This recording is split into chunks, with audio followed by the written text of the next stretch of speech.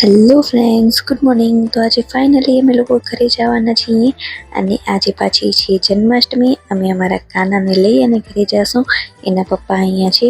એ ગાડી સજાવવા માટે છે ને થોડા ઘણા બલૂન્સ હતા એ ફૂલાવતા હતા અને એના નાની અને એના દાદી બંને એને તૈયાર કરતા હતા. અને બસ થઈ ગઈ તૈયારી અમારી અને બધી વસ્તુ ગાડીમાં મૂકી દીધી અને અમે લોકો પણ હવે તૈયાર જ છીએ ઘરે જવા માટે. પણ હું અહીંયા આવી હતી ને ફર્સ્ટ ટાઈમ આ રૂમમાં, ત્યારે પણ મેં ફોટા પાડ્યા હતા ને હવે જાઉં છું ને ત્યારે પણ ફોટા પાડું છું. તો કાલે મને લાગ્યો હતો કે હું સીડી નહીં ઉતરી શકું, પણ હું સીડી તો ઉતરાઈ ગઈ મારાથી અને ફાઇનલી પહોંચી આવ્યા અમે ઘરે.